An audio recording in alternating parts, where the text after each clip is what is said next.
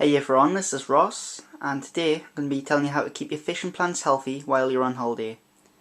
So tomorrow I'm going on holiday for 10 days, and I have to leave this tank by itself. So the first thing to do to keep this tank clean while I'm away is just do a 50% water change. I'll be doing that today. I'm going to clean out the filter media, and I'm going to siphon up all the poo I can see, and then hopefully it'll stay clean over the holiday. I usually clean about 10 days out anyways, so that's fine. I've got a few fish that'll keep it nice and clean while I'm away. I've got a few Otto catfish, which will hopefully keep some algae off the glass. And I've got some Cory catfish that'll eat any scraps of food that the other fish miss. But for feeding the fish, my sister will actually be in the house, but she hates feeding the fish. She just doesn't like the look of them, believe it or not. But I've actually got an automatic fish feeder. It's got 3 settings. You can have it feed the fish once a day, twice a day, or 3 times a day. I'm going to choose for once a day because sometimes these fish go 2 or 3 days without eating. So I'm going to choose the lowest setting, once a day, and I'm going to have some flake foods in there, and I'm going to mix them up with some catfish pellets. The shrimps and the catfish eat those. So hopefully they get well fed while I'm away. So that's a great thing to get if you don't have many family members who actually want to feed your fish, or if you're worried that they'll overfeed your fish. You just get one of these. They're very cheap. I bought this, I think it was £20 off eBay. So that's a really good buy, and it's by quite a good company. It's called Hydo. So I'm pretty happy with that. Over here, you've got to regulate the lights on your tank, because if you leave your lights on constantly, the fish will probably find it very difficult to get to sleep at night, and it's not great for the plants, and you'll probably get algae when you come back.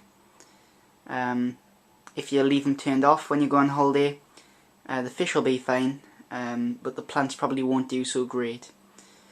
So I've just got a little timer here. I can buy these very cheap in Wilkinson's, Asda, Walmart, places like that. And basically there's little things that you can press down, and that tells it what times to have the lights on. So you just plug this into the wall and plug the lights into it, and it'll actually regulate the lights. So that's the lights and the fish food sorted out. I mentioned I'm going to do a 50% water change. The filter and the heater run 24/7, so no worries there. And that's basically how I'm going to regulate this tank while I'm away. There's a small issue that every single day I put in some liquid carbon. I put in, I think, 1 or 2 millilitres of liquid carbon for the plants. So before I leave, I'm going to put in 2 millilitres, and hopefully that should be okay.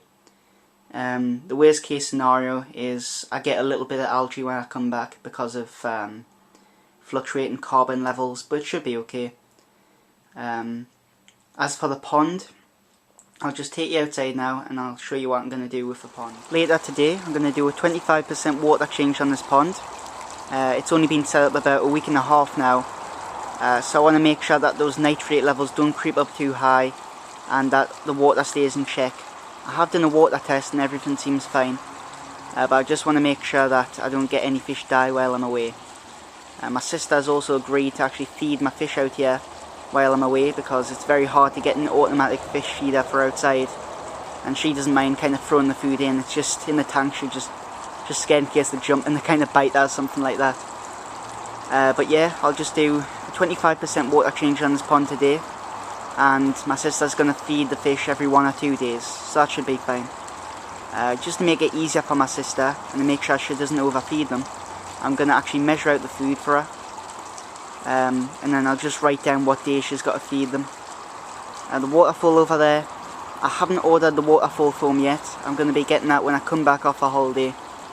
And then I can finally foam it in and it should work. Over here, this pump is off the old waterfall. I've just decided to have like a little fountain over here for oxygenation. You can see there's lots of bubbles coming off there, so hopefully that's adequate oxygenation while I'm away. I've told her to turn the waterfall on at least once a day, just to keep the pond nice and circulated. But with all these plants in here, it should do fine. I'm planning on getting a UV sterilizer for this pond.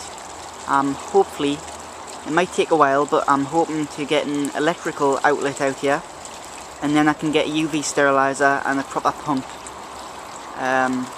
So yeah, that should be great. An update on the Apistogramma, which I believe jumped out. A few days after I made the last video on the fish tank, I actually found the Apistogramma under my bed.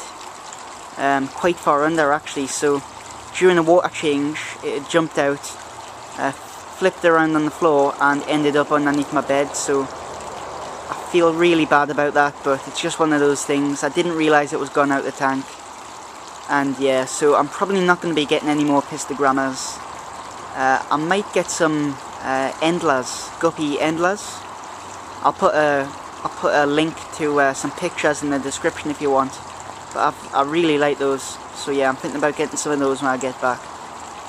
The grass down here, it's grown in very well now, so I'm starting to get a nice little lawn around the pond.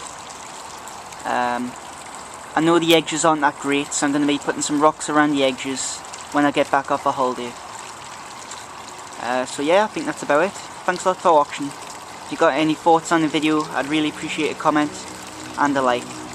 Bye.